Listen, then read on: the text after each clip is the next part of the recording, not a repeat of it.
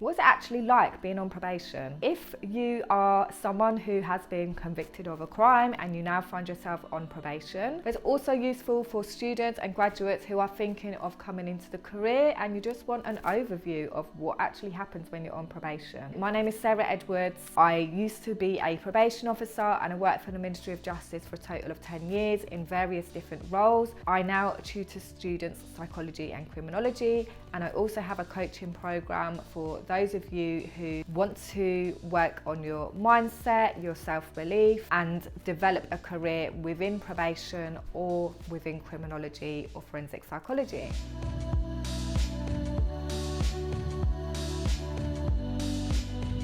In my last video, I shared with you what happens when you are on probation, and I went through the arrest stage to the court stage.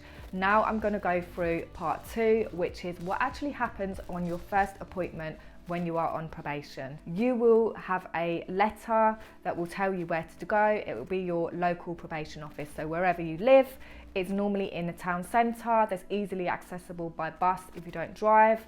Normally they don't have good parking because they're town centre ones, and you don't want to be getting a parking ticket as well. So you'll go in, the reception area will be there. Receptionists are always really lovely, really nice.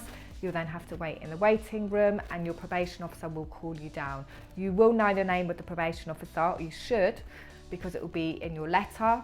But when you first come in, you will have your induction appointment, which is an hour-long appointment, and that might not be with your probation officer.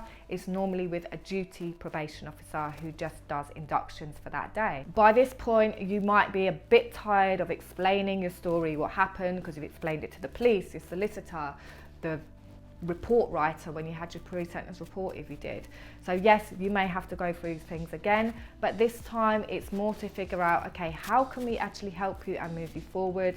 And they will explain to you the rules of being on probation as well, which you will have to sign. There will be written rules, and there you can ask any questions that you've got. That session will probably last about an hour as well. And in this appointment, it is good for you to let your probation officer know if you've got children, if you've got work, so that they can work around that. They may also need to do checks with social services. It's nothing to be alarmed, it's just a normal procedure. If you've got children, we need to know if they're known, or just for safeguarding practices. So at the end of this appointment, you should know what is expected of you on probation, what is expected of your probation officer.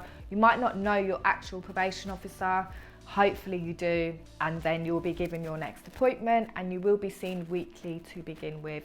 That is normal for everyone. Okay, so that is what happens in your first appointment when you're on probation. Watch my next video because I'm going to go through what happens when you are released from prison and you are on probation.